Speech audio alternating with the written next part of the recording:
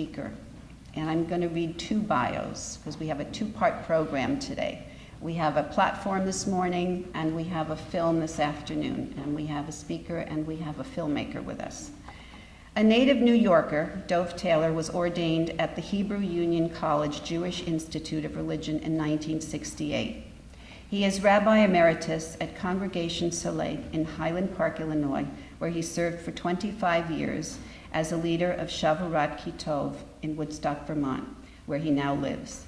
Dov has been a visiting scholar at the Oxford Center for Postgraduate Hebrew Studies and a Daniel Jeremy Silver Fellow at the Harvard University Center for Jewish Studies, as well as teaching at Brandeis University and HUCJIR in Jerusalem. He has visited Israel many times, twice living for a year each time in Jerusalem. His translation of Joseph Pearl's Revealer of Secrets, the first Hebrew novel, was published in 1997 and a sequel to be forthcoming. Anne Maksoud, our filmmaker, spent 17 years as a teacher of English literature, photography, and music before transitioning to film and video production. Once she discovered the eye-opening power of the documentary medium, she brought rented documentaries into her classroom on a regular basis. Eventually, she began helping her students make their own films and slideshows on the issues of the day: civil rights, Vietnam War, global poverty, to name a few.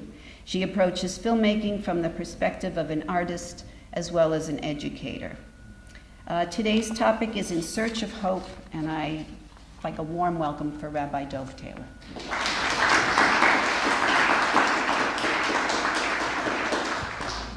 Good morning. Good morning. Thank you for inviting us, and thank you for coming despite the weather forecast. So as you heard, I attended rabbinic school from 1962 through my ordination in 1968 at the Hebrew Union College Jewish Institute of Religion, which was located at the time at 40 West 68th Street, 4 short blocks from here. And I would often pass by the building of the Society for Ethical Culture on my way to play handball at the West Side YMCA on 63rd Street, and I always wondered what went on in this imposing building. It never occurred to me at the time that I would one day have the privilege of addressing this august assembly. I know that Felix Adler, who almost went into a life of crime, the rabbinate, when asked if he believed in God, answered, "Yes, but not in your God," with which I can easily identify, so we're family. Speaking of the rabbinate, before moving to Vermont, I spent 25 years at a congregation in the Chicago suburb of Highland Park. The story is told of a prominent Chicago rabbi of an earlier generation whose sermons were never less than an hour long. One day, a young mother and her 2-year-old child were seated in the front row, and the child, being a child, started fidgeting after 15 minutes. The fidgeting got worse, and 45 minutes into the sermon, the rabbi paused, riveted the young mom with his stare, and asked, "Madam, do you really think it was appropriate to bring such a young child to this service?" Without missing a beat, the woman replied, "Rabbi, when you started speaking, I wasn't even pregnant."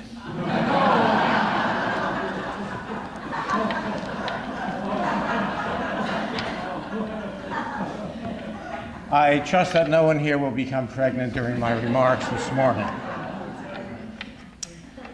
Spring 1966. For 4 years, we studied Bible and Midrash, Mishnah and Talmud, commentaries and liturgy, Jewish history and modern Hebrew literature, the thinking of Leo Beck and Mordechai Kaplan, Abraham Joshua Heschel and Henry Sloninsky, Martin Buber and Franz Rosenzweig. But there were no courses about Israel per se. It would be 4 more years before the College Institute would institute a mandatory year in Israel for all first-year students. There was, of course, Professor Harry Orlinsky of Bible, whose love of Israel was inseparable from his chosen field, who had been the mysterious Mr. Green, the go-between who obtained the Dead Sea Scrolls for Yigael Yadin, the doyen of Israeli archaeologists, and who dismissed Eugene Borowitz's newsletter Shema with the comment that it contained too much Shema and not enough Yisrael. but I felt that someone who was going to be a rabbi ought to have spent some time getting to know the most exciting experiment in modern Jewish history. Was it possible to live a more authentic Jewish life in a, quote, Jewish state, end quote? Could there be a Jewish nation state that would not fall victim to the evils of the modern nation state, but organized its existence in line with the classical Jewish values of justice and love? I decided to take a year's leave of absence to explore these questions for myself. With funding from the Smithsonian Institution, I was on my way to 18-year-old Israel for an academic year to study at the HUC-JIR School of Biblical Archaeology at 13 King David Street in Jerusalem, down the street from the King David Hotel, and a stone's throw across the valley of Hinnom to the walls of the Old City in Jordanian hands to the east. Bill Deaver, who had just received his PhD from Harvard, was director of the Harvard Semitic Museum Hebrew Union College excavations at Gezer, and in the spring of 1967, I participated in the exploratory dig at Tel Gezer. Trained in surveying as an engineering undergraduate at the Cooper Union, I was at home with a transit and laid out several parallel trenches on the edge of the Tel, where Deaver believed we would find the Solomonic gateway that Yadin had predicted would be there. We came down on the top course of immense blocks of which the gateway was constructed, laid a bubble level on top, and marveled at the skill of those ancient builders as the bubble sat dead center after 3,000 years. It never occurred to me at the time that archaeology would become one more weapon in the ongoing struggle between Israel and Palestine for legitimacy in this ancient land. I also had the privilege of studying privately with the incomparable Ezra Spicehandler, who probably knew every word in the Hebrew language, not to mention Aramaic, Parsi, and several other languages as well. Each week we would read and discuss a chapter from Yechezkel Kaufman's Toldot HaEmunah Yisraelit, The Religion of Ancient Israel.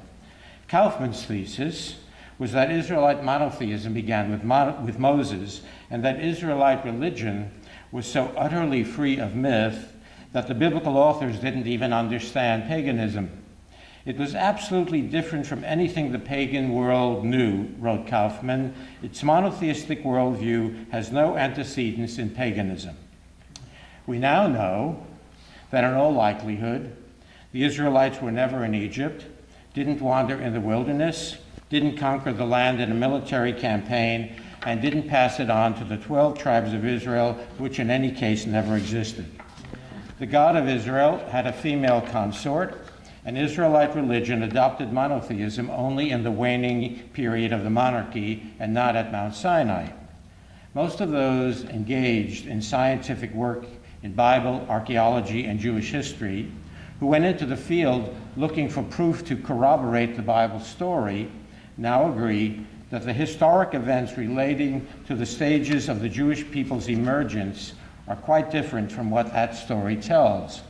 Those who came looking for support for the Jewish claim to a greater Israel that extends all the way to Damascus must either ignore the evidence or relinquish the moral high ground and accept the legitimacy of competing claims. I traveled the length and breadth of the country, from Metula, a dusty one-horse town on the Lebanese border, to Eilat on the Red Sea, rode a scooter through the Galilee, hiked in the Wadi Timna and Ein Gedi, climbed Masada and swam in the Dead Sea, got drunk on the fragrance of orange blossoms in a grove by the Kinneret, and was transported by the beauty of that northwest corner of the lake where Maimonides and Akiba and Meir Baal HaNes are supposedly buried, and where Jesus preached, and where Elisha ben Abuya lost his faith in a just God. I stood on line when no one else did, and endured the maddening bureaucratic red tape that seemed to be the norm in every government agency. I fell in love. On May 15th, at the 1967 Song Festival at Binyanei HaUmah, the concert hall in Jerusalem, while the voting on the official entries was being tabulated, I heard Shuli Natan sing for the first time a new song that had been commissioned by then Jerusalem Mayor Teddy Kollek, Naomi Shemer's Jerusalem of Gold, Yerushalayim Shel Zahav, and the crowd went wild. The song lamented that Ve'en yored liyam hamelach b'derech Yericho, one can't go down to the Dead Sea by way of the Jericho Road, expressing a bittersweet longing. No one knew then that in less than a month, the Jericho Road would be under Israeli control and the song lyrics would be changed to reflect a new reality. Then came May 23rd and Nasser's threat to blockade the Straits of Tiran to Israeli shipping. The oil tankers sailed through that choke point to offload their precious cargo at Eilat, from where it was pumped north to the Israeli heartland, and everyone knew that a response was inevitable. The response, which came to be known as the Six-Day War, turned out to be a stunning Israeli victory, but in prospect, we were genuinely fearful that a war against three Arab countries could well result in a bloodbath and even, perish the thought, the end of the State of Israel. Very quickly, the country was on a war footing. All the reserves were called up. At the college, we piled sandbags against the glass walls facing the old city and gave blood in anticipation of what was to come. Most foreigners scrambled to get out of the country before war broke out, even if it meant flying east instead of west. My academic year had ended, and I had an airline ticket home in a few days. Sometimes we discover what we really believe only when we're forced to make a decision. At home in America, I felt like a Jew. In Israel, despite my facility with the language, I felt like an American. I was homesick for my family and for the country of my birth, the country that had made me who I was and had given me everything I had. I was eager to get back to America. But I'd lived for 9 months in Jerusalem and traveled the land. I'd made Israeli friends and enjoyed their hospitality. I'd eaten at the welfare ministry across the street, where an ancient Yiddish mama cooked a dozen different vegetables in assorted pots that looked like they too had survived the Holocaust, and where the old men loved the fish heads best of all. I'd walked among the countless beggars of Jerusalem who provided Elie Wiesel with the title of one of his books, and whose history was written on their faces. I could leave, but for them, this was the last stop. Had I been home at the time, I doubt whether I would have boarded a plane for a war zone. But I was not home. I was in Israel, and though we now know differently, it appeared at the time that Israel was facing an existential crisis. And I knew that I couldn't leave and live with myself, let alone claim the mantle of rabbinic leadership for which I'd spent so many years preparing. So I turned in my ticket and did my best to make myself useful. After the war, the mood quickly changed from fear and foreboding to euphoria. Many Jews in both Israel and America saw in the victory the hand of God, as though God were atoning for what he had failed to do during the Shoah, the Holocaust. Euphoria soon turned into triumphalism and a sense of invincibility. Few Israelis were of a mind to heed the wiser voices that warned that if Israel were to become an occupier, it would be forced to do things for which it would hate itself. A few weeks after the Six-Day War, an open letter appeared in Haaretz, the newspaper of record in Israel. Our right to defend ourselves against annihilation does not grant us the right to oppress others. Conquest brings in its wake foreign rule.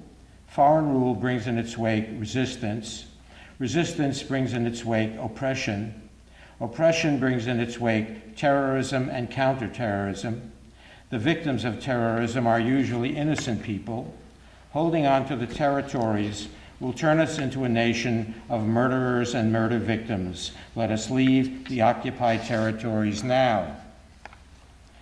And in a prescient 1968 essay entitled The Territories, the celebrated Israeli philosopher Yeshayahu Leibovitz wrote, "The Arabs would be the working people, and the Jews the administrators, inspectors, officials, and police, mainly secret police.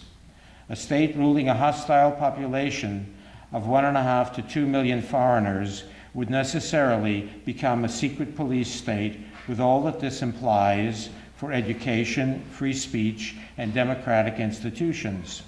The corruption characteristic of every colonial regime would also prevail in the state of Israel. The administration would suppress Arab insurgency on the one hand and acquire Arab quislings on the other. There is also good reason to fear that the Israel Defense Forces, which has been until now a people's army, would, as a result of being transformed into an army of occupation, degenerate, and its commanders, who will have become military governors, resemble their colleagues in other nations. Alas. 50 years later, Leibowitz's words are an accurate description of the reality in Israel-Palestine today. What began as an attempt to use the captured territories as bargaining chips in a peace settlement has become a full-fledged occupation, or more accurately, colonization, that has corroded the Israeli soul, even as it has heaped misery upon the Palestinians. I returned to Israel several times since that fateful year of 1966-67. In 1970-71, I spent another year in Jerusalem, this time with my wife and infant daughter, doing research for a doctoral dissertation in modern Hebrew literature and teaching in HUCJIR's newly instituted mandatory Year in Israel program for first-year rabbinic students. Then I returned for several rabbinic conventions and to lead a congregational trip, and again in December 2013 to present a paper about my translation of the first Hebrew novel at an academic convocation at the Hebrew University. I had a fairly good idea of what was happening in the West Bank, but I'd never been there to see it for myself. So I decided to take a group to Israel and Palestine in 2016 with three goals in mind: to meet Palestinians as human beings with the same needs and hopes and dreams that we all have for ourselves and our children, to see for ourselves what the occupation looks like on the ground, and to hear from organizations in which Israelis and Palestinians work together to achieve justice and peace. It was not to be a sightseeing tour, but rather an encounter with the truth, or with many truths. I interviewed 4 reputable tour companies to make our travel arrangements and chose MEJD, Middle East Justice and Development Initiative, which grew out of the conflict resolution program at George Mason University, which was co-founded by a Jew and a Palestinian, and which had extensive contacts in both Israel proper and in the West Bank. It had pioneered the dual narrative concept, in which groups are accompanied by both an Israeli guide and a Palestinian guide, so as to hear different points of view and to be able to question everything. The day before the group arrived, my wife and I had lunch with one of the leading academics in Israel. "We've come in search of hope," I said. "What can you offer us?" "Hope and I don't live together," he responded. "This country is doomed." He went on to explain that the threat is not from without, but from within, with thugs running its government, its vaunted democracy sliding into an Orthodox-controlled theocracy, its impoverished primary and secondary educational system having become a political tool of the state, the unofficial approval of extrajudicial executions of would-be terrorists, its army repurposed to maintain the oppressive occupation of 2.7 million Palestinians, its press virtually destroyed, with the exception of Haaretz, read by only 4% of the population, thanks to a free, quote, newspaper, end quote, funded by American billionaire Sheldon Adelson, whose sole purpose is to keep Netanyahu in power, its continual confiscation of Palestinian land and demolition of Palestinian homes, its many walls designed to keep people apart, its suppression of free speech, and the political clout of the so-called Israel lobby that keeps American congresspersons groveling before the Israeli Prime Minister and effectively supports the illegal settlement program with almost $4 billion a year in U.S. foreign aid. And if any of this sounds familiar to you from our own situation in the United States, the similarity is strictly intentional. Clearly, our search for hope was not going to be easy. We did find points of light in this otherwise bleak picture. In the Bustan Jaffa and other bilingual Hebrew and Arabic kindergartens in Jaffa and elsewhere. In the Physicians for Human Rights Open Clinic in Haifa, and in Haifa, where Jews and Muslims live peacefully together. In Adalah, the nonprofit, non-sectarian Palestinian Legal Center in Haifa. In Nazareth, where local activists work to defuse Christian, Muslim, and Arab-Jewish tensions. In the home of Ibrahim Ahmad Abu El-Khawa, one of the founders of the Jerusalem Peacemakers. In the Center for a Shared Society at Givat Chaviva, which engages divided communities in collective action on behalf of Israeli democracy. In the Jerusalem neighborhood of Sheikh Jarrah, where Rabbis for Human Rights joins Palestinian residents to protest ongoing evictions from their homes. In Kids for Peace, a grassroots interfaith youth movement. In the Parents Circle Families Forum, which I see will be the recipient of your contributions today, an organization of Israeli and Palestinian parents who have lost loved ones to the conflict and who have come together to work for peace. In the Roots Project, a joint Israeli-Palestinian initiative in the West Bank that seeks to bring together communities living side by side but separated by walls of fear and mistrust. Our visit to Hebron, where the tension is palpable, as some 700 Israeli settlers, protected by twice that number of Israeli troops, have made their homes among more than 200,000 Palestinians. That visit was supposed to be accompanied by representatives of Breaking the Silence, an organization of Israeli veterans whose mission is to educate the Israeli public about the realities of everyday life in the occupied territories. But shortly before our visit, Breaking the Silence was silenced, barred by the Israeli government from entering Hebron and threatening with violence for exposing the rotten underbelly of the occupation. We met many wonderful people along the way, Israelis and Palestinians, Jews and Christians and Muslims, Druze and Bedouin, who genuinely wish to live in peace and who blame their leaders for the deteriorating status quo.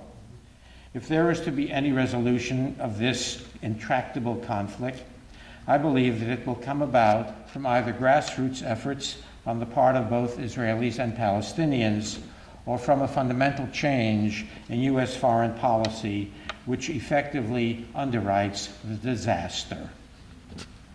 Filled with the scenes and conversations of the preceding 2 weeks, I was unable to fall asleep on the last night of our trip, wondering whether my bringing such a group on such a troubling and in some way depressing excursion made sense. So late at night, in the quiet lobby of our East Jerusalem Palestinian hotel, I approached the man at the front desk and said, "We came here seeking hope.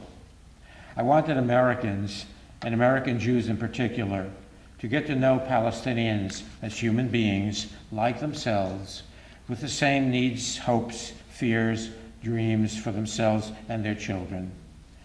We have stayed in some Palestinian hotels and eaten in some Palestinian restaurants in an effort to support the Palestinian economy in the service of peace.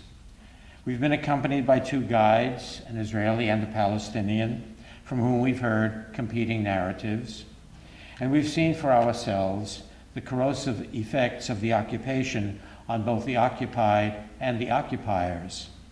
I was in tears as I concluded, does it matter? Does it make a difference?" He replied, more than you can ever know. Most Israelis and Americans, and especially American Jews, he said, are afraid to even come here to East Jerusalem. When you do, it gives us hope to know that there are good people everywhere who understand. Jews and Palestinians can live together in peace. We did so before the State of Israel was established. We can do so again. Then he added, "My father owns this hotel. Please know that you're always welcome here." I will remember our visit to Sheikh Jarrah, where Rabbi Arik Asherman's remarks about the eviction of Palestinians from their homes by right-wing Israeli extremists were interrupted by an ultra-Orthodox settler who spat at us and said that Hitler should have killed us, and by another settler who tried to run down our cameraman with his motorcycle. But I will also remember the throngs of Israelis and Palestinians who come together for weekly demonstrations, holding signs that proclaim, "We refuse to be enemies." And I will never forget the expression of anger, fear, pain, and despair on the face of the 15-year-old Palestinian boy who transfixed us with his gaze as our luxurious tour bus left the shuttered street of Hebron behind. In order to share our encounter with a much larger audience, I invited a dear friend and award-winning documentary filmmaker, Ann McSood of Old Dog Documentaries, to accompany us with a sound engineer and a cinematographer to make not a travelogue, but a record of our experience as told through the eyes and ears and minds and hearts of our travelers. The film crew schlepped a ton of equipment through US and Israeli security and recorded some 40 hours of material, from which Anne distilled 56 memorable minutes into a moving documentary entitled "Seeing Through the Wall, Meeting Ourselves in Palestine and Israel," which we will see this afternoon. The film has elicited thoughtful and appreciative responses. Typical is that of the Eli Black Professor of Jewish Studies at Dartmouth, Susanna Heschel, daughter of the late Rabbi Abraham Joshua Heschel, and chair of the Jewish Studies program at Dartmouth, who wrote, "I just want to tell you that your film is great. What I appreciate in particular is the way you take the viewer, along with the travelers, on a journey of gradual discovery.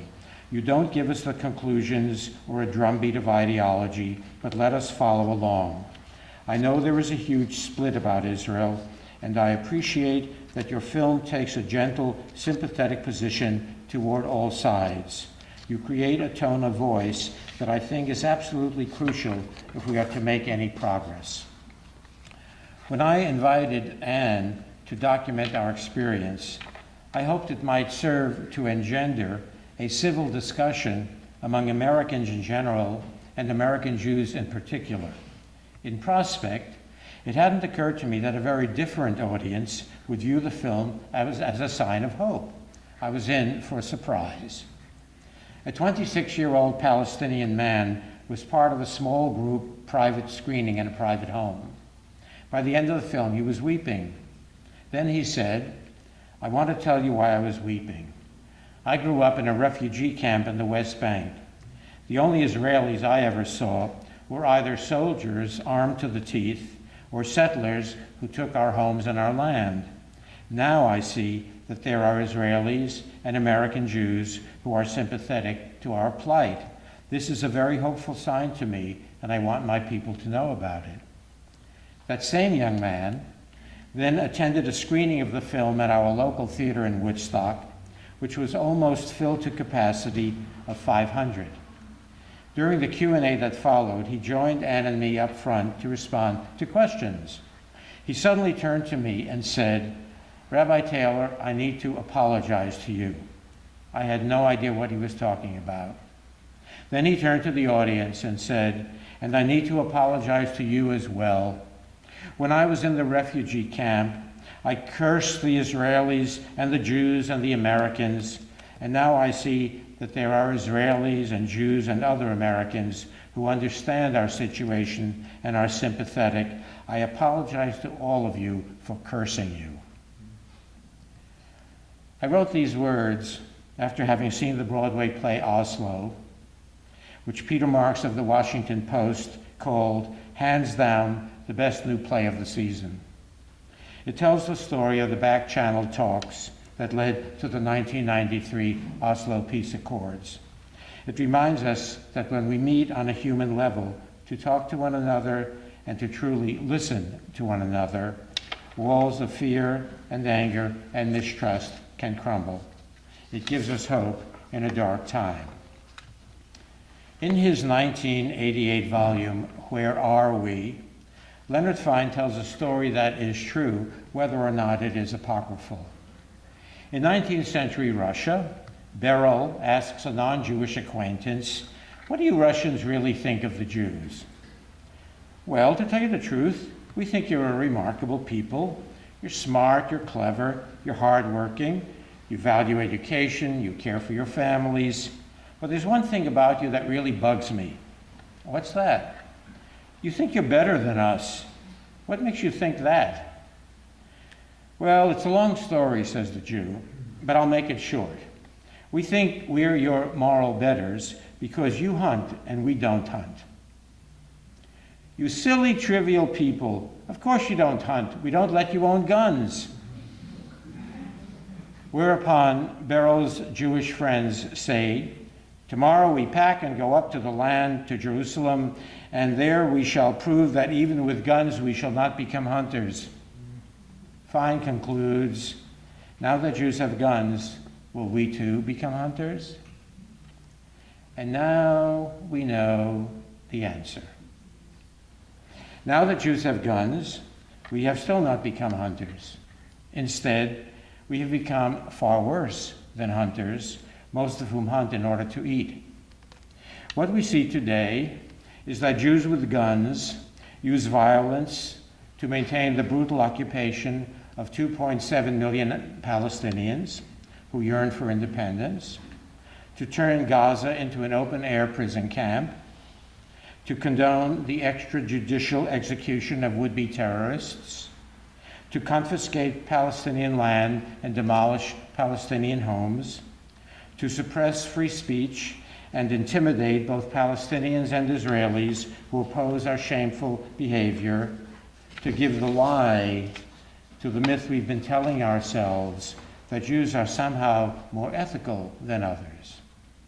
Now that we know what is clear as the sun at noon to anyone with open eyes and an open heart, are we content to know what we know, or must we try to change it? That is the goal of Seeing Through the Wall.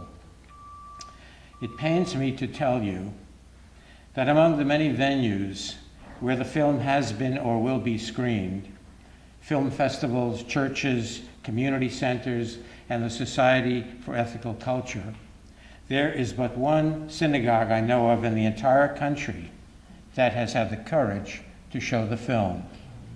And that is Congregation Solel in Highland Park, Illinois, where I was the rabbi for 25 years and where I am now Rabbi Emeritus. The response of the American Jewish community has been uniformly hostile. Rabbis, fearful of the response from both right and left, have avoided even approaching the issue. Jewish institutions are beholden to their major donors, some of whom are acolytes of Sheldon Adelson, and others of whom are sincerely misguided. The magnificent poet of Psalm 115 wrote, "They have mouths but cannot speak, eyes but cannot see, ears but cannot hear, noses but cannot smell. There is no one so blind as he who refuses to see. No one so dumb as he who refuses to speak up. No one so deaf as he who refuses to hear. Those who do not smell the foul odor that rises from the occupation, who refuse to hear the cries of the oppressed, who are unwilling to see injustice that is right before their eyes, who cannot and do not speak the truth, are no different than the idols whom the psalmist describes. They have become complicit in the evil that is being perpetrated in the name of the Jewish people and underwritten by your government and mine. I always point out that Israel is not to be equated with Judaism. That Israel is a nation state of Jews, Christians, Muslims, Druze, and others, while Judaism encompasses religion, culture, history, a set of values, a way of being.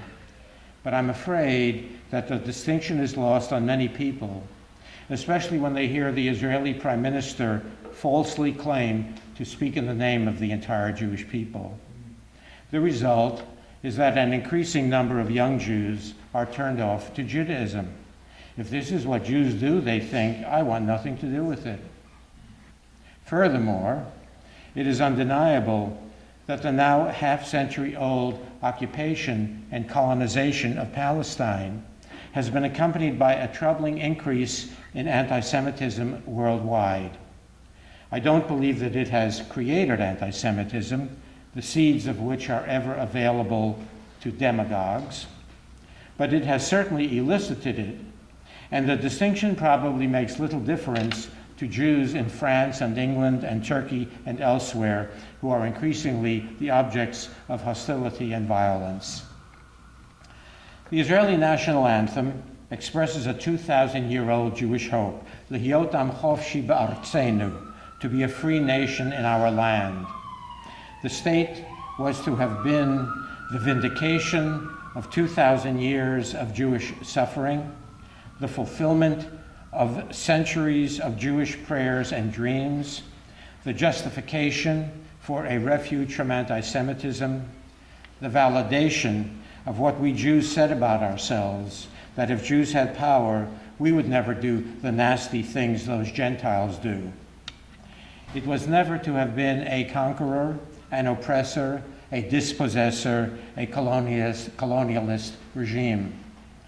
Were it to continue on its present path, it will become a pariah among the family of nations and a mockery of Jewish hope and history, as well as of its own ideals articulately expressed in its founding declaration.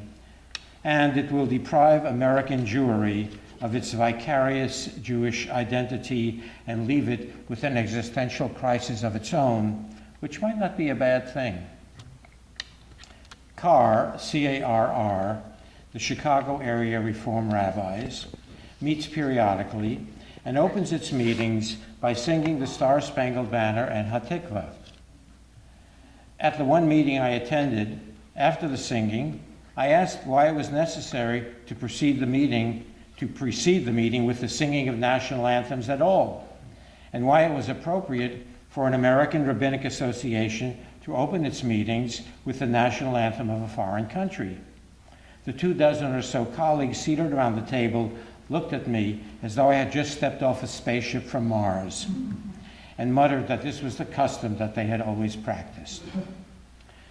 The Chicago Jewish Federation has the reputation of being one of the two best organized and most effective Jewish fundraising organizations in the country, the other being AIPAC, the America-Israel Political Affairs Committee, which effectively buys the best Congress money can buy. One day, early in my rabbinate at Solel, my secretary received a phone call inviting me to call the secretary of the Federation's executive director to schedule an appointment when I might come to his Chicago office to learn about the activities of the Jewish United Fund. I had my secretary reply to his secretary that if he wanted to talk to me about the JUF, he was welcome to call my secretary to schedule an appointment when he might come to Highland Park to meet with me. The meeting, of course, never took place, and that was the beginning of a long and loving relationship. A few years later, at a meeting of the Chicago Board of Rabbis, he asked me why I refused to contribute to the JUF or to host a fundraiser in its behalf at my congregation. I replied that I didn't need someone else to decide how my tzedakah dollars, how my charity dollars should be spent, that I was quite capable of doing that myself. And further to the point, I believed that Federation's outsized and indiscriminate support of Israel helped underwrite the occupation, which I did not wish to support. He countered that Federation is not political, that it supports whichever Israeli government happens to be in power at the moment. The Prime Minister at the time was Ariel Sharon, the butcher of the Sabra and Shatila refugee camps in Lebanon. I replied, if the Israeli government in power is neo-fascist, then Federation is supporting a neo-fascist regime. So don't tell me that you're not political. Everyone is political. Needless to say, the exceedingly well-paid professionals at the Federation must have had a party to celebrate my departure to Vermont after being a thorn in their sides for a quarter of a century. I think we are both glad to be rid of each other. I will conclude. A New York-based Israeli-American clinical psychologist by the name of Alon Grach recently published a worthy book entitled The Israeli Mind. He argues that Israelis and Palestinians are too traumatized and too invested in their own narratives of victimhood to ever be able to make peace on their own. The U.S. could, but won't, because of self-interest as well as Jewish influence.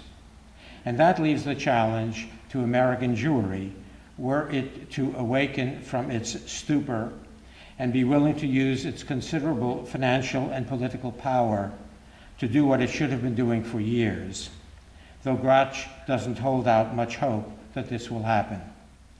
To provoke such an awakening is the goal of seeing through the wall. Thank you for listening.